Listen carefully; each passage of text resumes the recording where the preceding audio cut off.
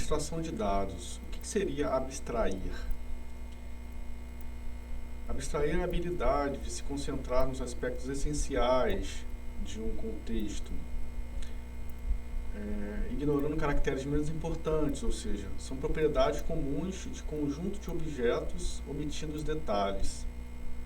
O sistema de banco de dados ele tem seu lado abstrato para o usuário, ou seja, para o usuário comum, que vai apenas fazer a consulta a um banco de dados, não importa qual unidade de armazenamento ele vai estar consultando, não importa qual o tamanho do banco de dados, a sua complexidade, onde vai ser inserido os dados, em que temperatura está o servidor, lá onde está o banco de dados. O importante é que na hora que for preciso procurar e realizar uma consulta, todos os dados estejam disponíveis, íntegros, dentro de um banco.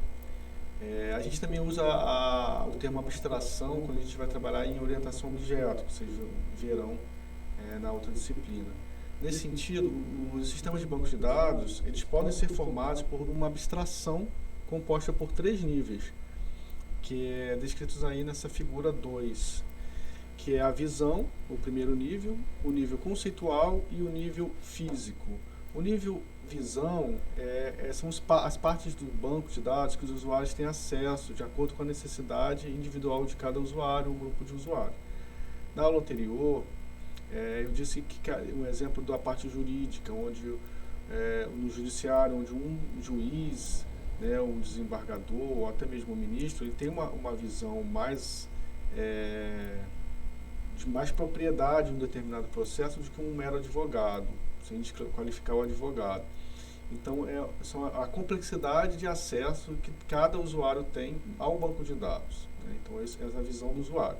O nível conceitual, ele define quais os dados que estão armazenados e qual o relacionamento entre eles. Já no nível físico, é o nível mais baixo da abstração, em que define efetivamente que maneira os dados são armazenados. Aí vem a parte de integridade relacional, as complexidades que tem, porque é uma engenharia você construir um banco de dados. Não é assim, eu vou construir um banco de dados. Não. Tem que ter todo um processo de requisitos, de entrevistas. Arquitetura cliente-servidor. Como organizar esses dados, então? Temos o modelo relacional, que vai trabalhar com as relações, entidades, relacionamento. E como isso funciona, professor? O modelo relacional é uma teoria matemática criada por Edgar Frank em 1970, que ele descreve como as bases de dados devem funcionar. A estrutura fundamental do modelo relacional é a relação das tabelas. Uma relação é constituída por um ou mais atributos, que são os campos dessa tabela, que traduzem os tipos de dados a armazenar. Cada instância do esquema, ou seja, cada linha, é chamada de tupla, que é, na verdade, um registro desses dados. O modelo relacional também implementa estruturas de dados organizadas em relações ou tabelas. Porém, para trabalhar com essas tabelas, algumas restrições foram impostas para evitar aspectos indesejados, como repetição de informação, incapacidade de representar parte dessas informações e até mesmo a perda da informação. Essas restrições são integridade diferencial, chaves de integridade, disjunções de relações e definição simplificada. O modelo baseia-se em 2 conceitos, o conceito de entidade e o conceito de relação. Entidade, relação, modelo, o que é isso, professor? O modelo de entidade de relacionamento, também conhecido como ER ou MR, MER, ou modelo de entidade de relacionamento, como o nome sugere, é um modelo conceitual, utilizado na engenharia de software para descrever os objetos, ou seja, as entidades envolvidas em domínios de negócios. Lembra que no domínio de negócio eu dei um exemplo? Uma clínica, um hospital, uma padaria, um botequim, uma multinacional. São os domínios que você vai ter daqueles objetos, daquelas entidades, com suas características, ou seja, com seus atributos, e como elas se relacionam entre si, que são os relacionamentos.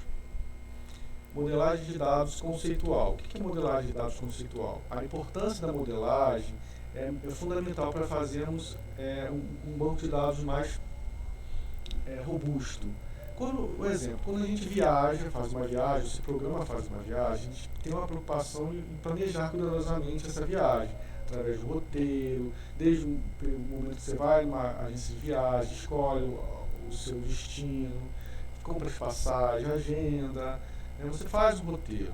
Da mesma forma, quando estamos empenhados no desenvolvimento do sistema, é preciso planejar todas as suas etapas, desde dedicar atenção ao projeto e estruturar o banco de dados. Então, essa é uma função da parte de requisitos, tá?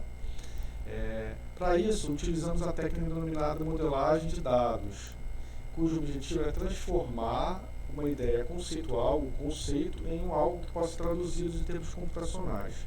O exemplo dessa imagem, o mini-mundo, ele está dando um fluxo aí de informações de como é feita uma análise de uma necessidade, desde os requisitos funcionais, passando pela análise funcional, especificações das rotinas, desde aí o repasse para o projeto, a implementação do projeto, vem a parte depois de requisitos de banco de dados, projeto conceitual, o esquema, o projeto lógico de banco de dados, depois o esquema lógico. Então toda essa cadeia está relacionada, faz parte do roteiro da construção de um banco de dados.